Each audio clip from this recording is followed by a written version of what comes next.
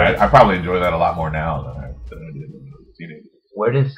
Where does David Lee Roth fit in the pantheon of rock frontmen? Well, I mean, he's one of the all-time greatest frontmen. Right. I mean, like, that is a guy who was born to be that guy.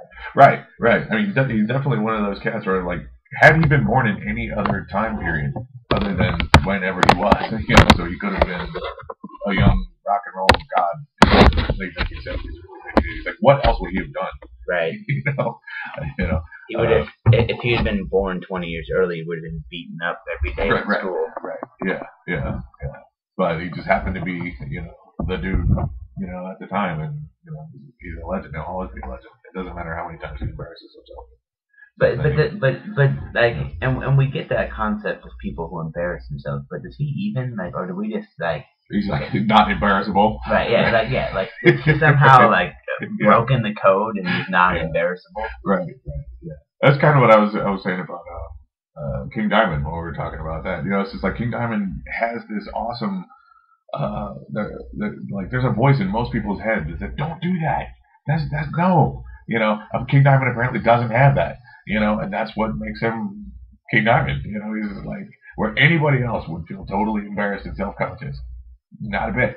Do you think that Glenn Danzig ever feels self-conscious and embarrassed? Oh yeah, absolutely. And I think that's one of the reasons why, you know, he's such a humorless douchebag now. You know, I mean, he's probably always been a humorless douchebag, but you know, he seemed, you know, at different times in his career, he seemed like a genuine rock and roll badass or a serious artist at one point, and now he's just, you know, a bloated, angry old man, you know, with a really bad dye job, and you know, and decided to take his misery out on audiences and other bands alike. You know, is he still recording? Yeah, I mean, he put out it's not Black Acid Devil. That was probably like 15 years ago. Yeah. But we're old. Dude. Yeah, no, but there was something like within the last year that apparently is decent enough. You know, every now and then I would look on YouTube and you'd see the clips where he and Doyle would play, and they'd pound through like 6 Misfit songs. Yeah. But it never excited me the way that I hoped it would. It never actually reached into the, oh, this really is cool. Like this. Yeah. This is a reunion that I was waiting for ever since I was in 8th grade. Yeah. Right. Just kind of like, yeah. Right. It's the festival circuit. You guys are still there, and I'm down the road a piece. Right. Yeah. Well, and apparently I can't remember where it was, but they just had a show recently. It was at the Fun Festival, whatever the hell that is. And Danzig just like totally ruined it for everybody. Like, you know, he was complaining that he was cold and he would go on unless somebody gave him soup and all this stuff. And then he came on and just bitched the whole time. And he had to get to bingo by 9. Yeah. I mean, yeah. I mean, it was just like, yeah, he sounded like a stereotypical like old jack-off, except he's supposed to be doing like this Misfit stuff, and you know, so they did like 2 songs. I don't go on and sing Astro Zombies until I've had my soup. Where's my soup? yeah. And apparently like the festival got sick of it, and they like cut his mic or whatever, and so he was like trying to incite a riot. It was just like, God damn it. But because the Golden Girls weren't there, he didn't find any allies in the crowd.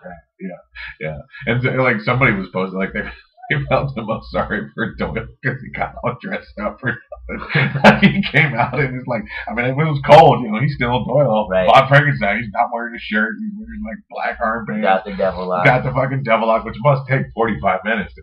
It's like some serious crystal. Right, egg whites and whatnot. You know, get his fucking corpse paint all up, and you know, did all that in lieu of actually learning how to play bass, you know, and fucking standing there, gotta listen to Glenn do Glenn shit. Okay, so as you know it, did Doyle actually kill somebody on stage, or is that one of those? That's an urban legend.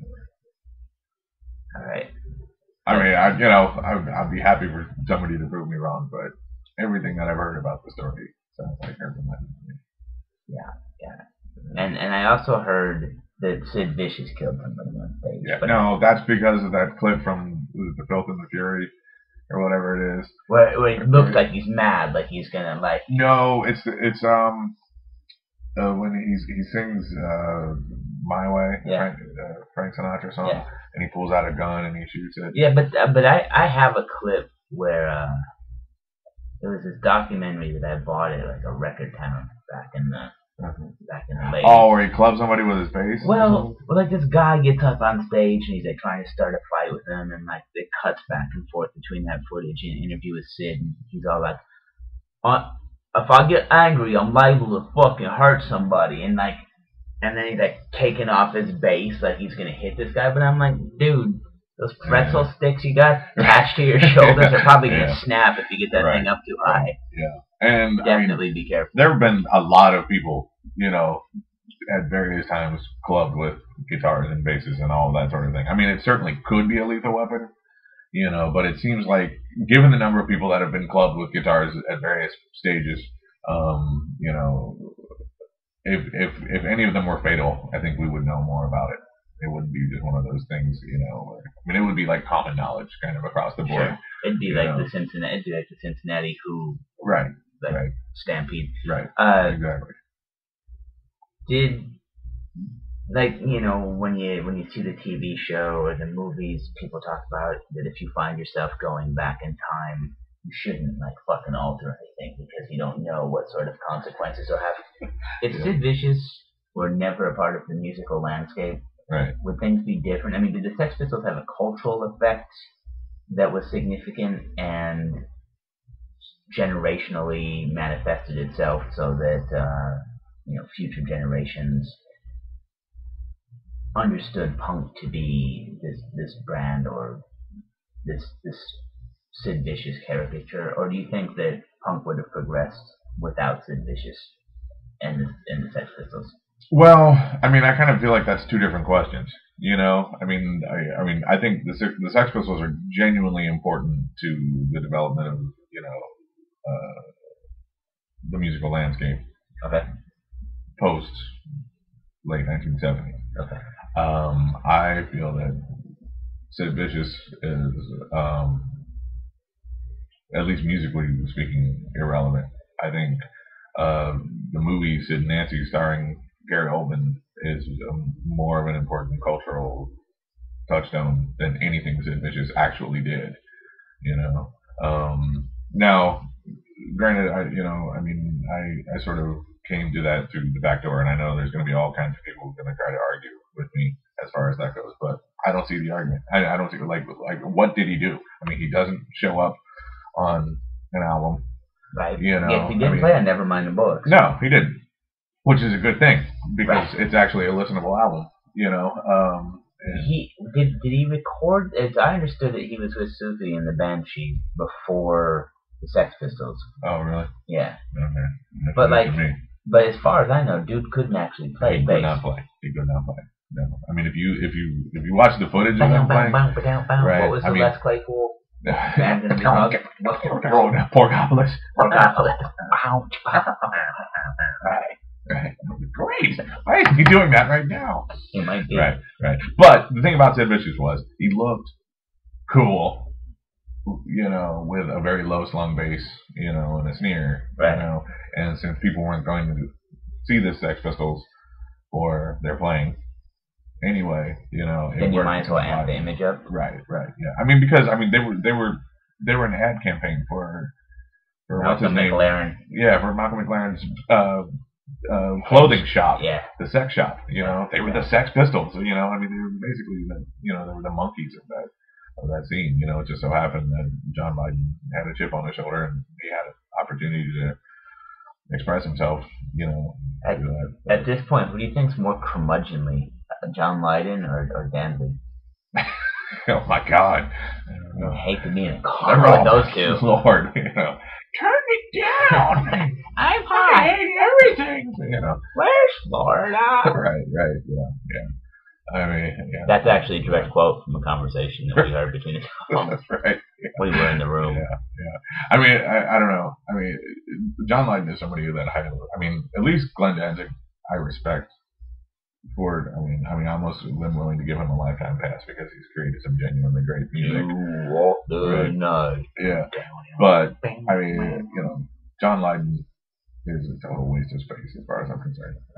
He's done nothing of value as far as I'm concerned. I mean, I know PIL is a really important thing and blah blah blah blah. see, but like I think PIL was a really important thing in the '90s when you were told the PIL was really an important thing. Like, what is it? It has had no lasting. You're right. Yeah, I mean, I don't hear any tangible influence. Right. Right. You know. And I don't even hear people name dropping PIL. Right. Anymore. Why do you think someone like Jello aged more into that eccentric, crazy uncle that you're like, oh, he's gonna say something that might be kind of funny and might be serious, and you don't always know, but like he didn't turn out.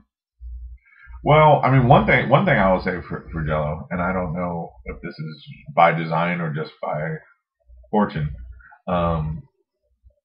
Even though, I mean, for a good period there, he was primarily focusing on doing spoken word and political advocacy and all that sort of thing, which has always been an important part of what he does, you know, going all the way back to the Kennedys.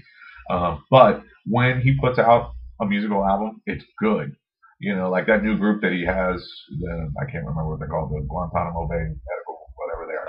Good stuff, right? The 2 albums that he did with the Melvins, really good stuff. Right, apparently he's doing another album with DOA, right? I mean, if it's any indication, you know, if their previous collaborations way back in there, any indication, and I don't see why it wouldn't be, it's going to be worth listening to, you know? So he's not just doing the nostalgia scene as far as that goes, you know? I mean, when he does do music, it's worth listening to, right?